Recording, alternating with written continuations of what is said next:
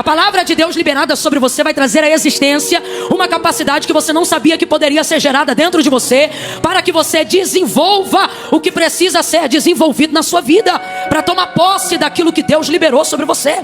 Camila, mas eu me sinto tão incapaz, eu me sinto tão distante daquilo que Deus quer de mim, ou até daquilo que Deus tem para me dar. Do que Deus tem para mim, eu me sinto tão longe. É porque Deus escolheu de fato as coisas que não são, para confundirem aquelas que pensam que são. Então, na verdade, sua vulnerabilidade só faz o farol de Deus ficar cada vez mais sobre você. Aquilo que você considera extremamente frágil em você, e que você pensa que é o motivo para não viver o que Deus tem, é na verdade um dos critérios pelos quais você foi escolhido. Porque esta fraqueza, ela não te desabilita, ela te empurra para o altar. Você acha de verdade que essa reunião aqui é a reunião dos fortes? É a reunião dos melhores? Não, irmãos, vamos nos voltar à humildade. Apesar de toda a honra de desfrutarmos da glória e da presença de Deus nesse recinto, a verdade é que os mais capazes não estão aqui. Estão aqui aqueles que reconhecem que não são suficientemente capazes em si mesmo para seguirem. Eu vou dizer algo que Deus está mandando aqui. Existem algumas pessoas aqui que estão entrando num nível de comparação, que se você continuar nessa comparação, você vai entrar numa paranoia, que é perceber que pessoas que não foram agraciadas como você, não foram favorecidas como você, não têm um nome escrito no livro da vida como o seu, não têm o privilégio de desfrutar da presença do Espírito Santo que você desfruta, não conhecem o consolo que você conhece, a graça que você conhece, não conhecem a unção que você conhece. E aí você fica olhando e você diz assim: rapaz, olha a comparação, como é que aquele outro que não conhece, não sabe, não tem, é mais capaz do que eu nos negócios, é mais capaz do que eu na gestão de uma rotina familiar. Aí você pensa: como pode alguém que não conhece o que eu conheço, não desfruta do que eu desfruto, não está no ambiente que a glória de Deus tem me inserido, tem demonstrado maior capacidade? Deus trouxe algumas pessoas hoje aqui e Ele está dizendo: é verdade, o outro tem maior capacidade, por isso eu escolhi você. E te digo mais, não é que você não tem capacidade para explodir, é que eu estou te colocando em processo de implosão, para você aprender que a tua potência é minha glória, que a tua unção vem de mim, e que quando eu te colocar numa posição equivalente aos teus iguais, e alguém te perguntar numa entrevista, numa revista, numa matéria ou num podcast: como é que você chegou aqui? Eu quero que da sua boca saia a verdade. Qual? Não fui eu, é dom de Deus, graça de Deus, poder de Deus, glória de Deus. Foi Ele, não eu. Deus trouxe algumas pessoas aqui que estão com alguns questionamentos, algumas comparações, e Ele está dizendo: quem te esmaga sou eu. O teu próximo, você tem potência para explodir, mas por que não explode? Deus está dizendo: porque meu processo contigo é de implosão, para você nunca esquecer que a glória é minha e não é tua. Quando eu te chamei, de fato você não era nada, mas a verdade é que você tem se tornado alguma coisa. E agora, dentro desse processo, se eu te largar a mão e você ir sozinho, você vai escolher o mesmo caminho que outros escolheram. Você não vai usar Deus para a glória de Deus, você vai usar Deus para a glória de seu nome. E você pensa: jamais, Senhor, eu te amo. Só que o Senhor está dizendo: quem conhece o caminho do homem sou eu. E eu me lembro das orações que você fazia quando ainda não tinha a potência que tem hoje, e dizia: Deus, não deixa eu me perder de ti, não deixa eu me esquecer de ti, tua presença vale mais para mim. Agora, passar por esse processo esgaça muito. E não esgaça só o emocional, não, neuroses e etc, não, esgaça tudo. Só que Deus hoje te trouxe aqui para organizar alguns pensamentos através da palavra, porque você não será sucumbido pelo plano de Deus, não.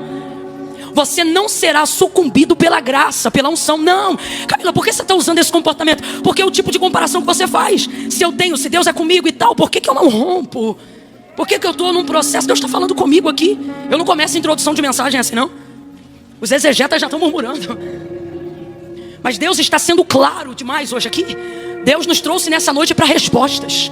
Porque tem gente hoje que saiu de casa e falou: Senhor, se tu não falar diretamente comigo,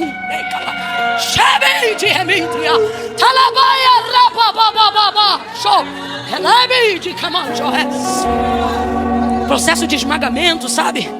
Existem homens e mulheres aqui, jovens, que estão sendo esgaçados nesse processo. Só que entenda, tudo isso faz parte do processo. Que processo? Manifestar a glória de Deus. Vamos lá. Qual é o propósito da vida de todo homem criado?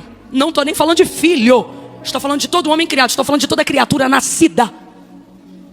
Qual é o propósito de toda criatura, de todo homem, de toda mulher, qual é o propósito de Deus para a vida dele? Glorificar o nome dele. Então eu vou perguntar qual é o propósito da sua vida. Se você entendeu o que eu falei, você vai responder: glorificar o nome de Deus. Vamos lá. Qual é o propósito de Deus para a sua vida? Isso. Quem inventou isso? Camila? Não. Isso é um princípio bíblico. Porque dele, por ele. De novo. Vamos ver se você está ligado. Significa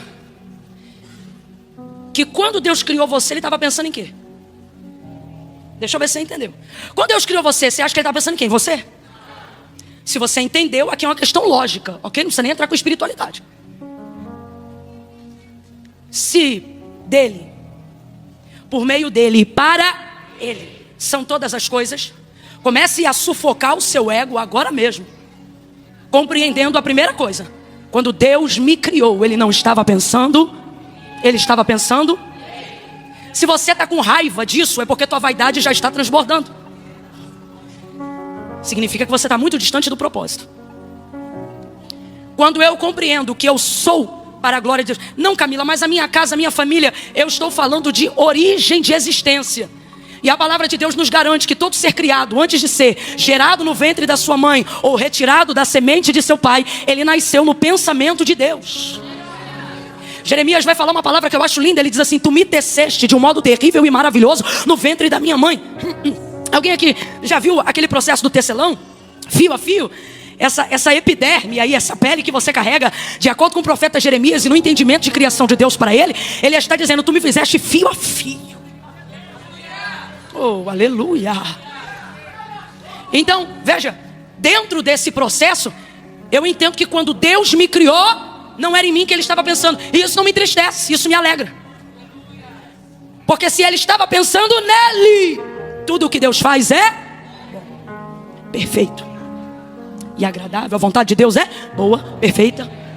Então, se eu nasci da vontade de Deus, se Deus me criou, e isso aqui não é romantismo não, as estrelas Ele chama uma a uma pelo nome. Você acha de verdade que não há um plano específico de Deus para a sua vida? O salmista vai salmodiar no Salmo de número 8 e ele vai dizer assim: pouco menor do que os anjos o fizeste, mas de glória o vestiste e o coroaste. Ele está apontando para o Messias, é claro, mas está apontando para o Messias na sua humanidade carnal, messiânico, como o próprio Salmo aponta. Mas o que isso significa? Significa que o homem é o pináculo da criação de Deus. Então, se as estrelas Ele chama pelo nome, se toda a criação Ele delegou uma ordem e Ele cuida, ao homem muito mais. Até porque se assim não fosse, e quando eu falo homem, falo de gênero humano, até porque se assim não fosse, depois de haver criado todas as coisas, Ele não teria dado o governo delas ao homem. Ele traz o homem para esta terra e Ele diz: tudo está aqui, governe sobre todas as coisas. O homem é o pináculo da criação de Deus. Então nós somos criados para a glória de Deus. Camila, se isso é verdade, por que eu não me encontro o meu propósito? Na verdade você já encontrou. Vamos lá, vou de novo. Você foi criado com que propósito? Vamos lá, você foi criado com que propósito? Por quê? Por quê?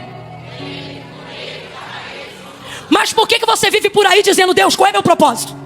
Por que você vive por aí dizendo: Deus, qual é meu chamado? É a pergunta que eu mais ouço. Por que você fica nesse questionamento? Porque a verdade da verdade é que nós não procuramos coisas que façam sentido para a glória de Deus. Procuramos o que nos dá prazer, procuramos o que nos dá status, procuramos o que nos dá popularidade, procuramos o que nos dá seguidores. Porque dentro de uma natureza caída, desenvolveu-se a ideia de que o reconhecimento da sociedade, baseado no que a gente tem, faz a gente ser quem a gente quer ser. Sim ou não? Buscando a aprovação humana e glória de homens, acreditamos que a aprovação de Deus está no reconhecimento que a sociedade dá ao homem. E então corremos atrás de dinheiro e começamos a fazer as pessoas nos respeitarem, não pelo nosso CPF, mas pelo nosso CNPJ. Porque o quanto eu produzo vai dizer para as pessoas quem eu sou. Quanto mais eu produzo, mais respeito eu tenho. Quanto mais utilidade eu expresso, não para a obra de Deus, mas para o reconhecimento alheio, mais importante eu me sinto. E mais eu produzo, e mais eu produzo, e mais eu produzo, e mais eu produzo, e mais eu produzo. E não pense você que quem está fora da eclésia, da igreja e do reino de Deus está fora dessa tentação, porque não está não. Pelo contrário, são as mentes mais cauterizadas que vão caindo na ideia do ativismo religioso de que fazer sobre a justificativa que é para Deus te aproxima de Deus.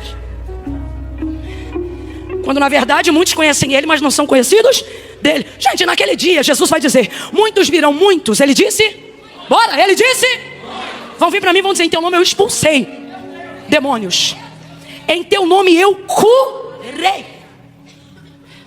É ímpio que faz isso? Quem é que usa o nome de Jesus para curar? Fala a verdade, diga: somos nós. Somos nós. Quem é que usa o nome de Jesus para expulsar demônios? Só que o que é que ele vai dizer para essas pessoas? Apartai de mim, malditos, porque eu nunca vos conheci. Vocês me conheciam, vocês trabalhavam no uso do meu nome, mas eu nunca conheci vocês. Então veja, caminhamos então nessa ideia, sem perceber. E os que se acham mais crentes do que os outros são os que mais estão vivendo essa verdade, porque eles pensam que o mundo não tem poder de afetá-los. Eles pensam que a rede social não tem poder de afetá-los. Mas olhe para cá, todos nós estamos, cada um até certo ponto, afetados sim. Por isso a oração de Jesus é: eu lhe peço que não os tire do mundo, mas que os guarde no mundo. No mundo. Porque vai ser difícil, mas Ele também nos dá esperança. Ele diz: eu venci o mundo. Glorie-se pois nisso. Então veja, então começamos a cultivar a ideia de que se formos grandes, e de que se tivermos todo o status, e a maioria normalmente pensa, e se tivermos todo o dinheiro que precisamos ter, vamos conquistar toda a alegria que queremos, e agendamos a nossa felicidade para quando conquistarmos coisas, sendo que nós somos pessoas, e pessoas não se saciam de coisas. E uma das maiores provas de que a resposta não está em buscar coisas que façam sentido para nós, mas coisas que façam sentido para Deus, mesmo quando nós não estamos confortáveis fazendo essas coisas. A maior prova é que o maior índice de suicídio está na classe média alta. Pessoas que conquistam, o maior índice, isso aqui é um dado estatístico, eu não estou inventando. Por que lá? Porque lá estão as pessoas que agendaram, na maioria das vezes, ok? A felicidade. Eu não estou generalizando, mas normalmente quem constrói aquilo que deseja ser, baseado no que tem, quando tem tudo o que queria ser, ainda descobre que não se tornou quem gostaria de ser. E é nessa hora que, vendo que não há mais nada para conquistar, a vida perde completamente o significado. Mesmo tendo seguidores, mesmo tendo arroba, mesmo tendo patrocínio. Eu estou falando a linguagem do século XXI para todo mundo entender. Mesmo tendo o reconhecimento do povo, mesmo tendo o apoio da massa, nada disso é suficiente. E por que não? Porque estamos numa busca desenfreada daquilo que faça sentido para nós, alinhando a nossa visão com o que o mundo pede. E sem perceber, não nos tornamos mais pessoas, mas algoritmos sociais. Alguém está entendendo o que Deus está falando aqui? E baseado nessa expectativa, vemos que não damos conta, porque é muita grandeza para quem é barro. É muita grandeza para quem é pó, porque você pensa que vai fazer cumprir a promessa que Deus te fez. Você pensa que é seu esforço. Você pensa que é o seu dinamismo que vai fazer cumprir a palavra que Deus tem sobre a sua vida. E eu não estou pregando para o mundo, eu estou pregando para a igreja. Porque o mundo não aguarda o cumprimento de uma promessa. E é por isso que na ascendência de escala social, eles conseguem subir vertiginosamente mais rápido que nós. Porque eles não estão debaixo de uma palavra.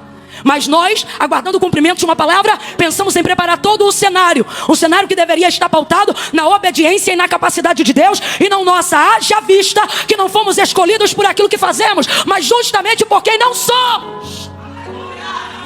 Esquecemos-nos disso e começamos a achar que já somos o suficiente para darmos uma ajudinha para o que Deus falou. E então começa a trabalhar mais, e começa a fazer tudo mais, e começa a faltar ceia para dobrar o plantão, e começa isso, e começa aquilo, e começa assim, e começa assado. E você vai ficando esgaçado. Agora, eu trago de Deus aqui uma palavra. Se isso é para a glória de Deus, prepare-se. Porque vai vir compensação na saúde, vai vir compensação nas finanças, vai vir compensação na revelação da sua vida espiritual.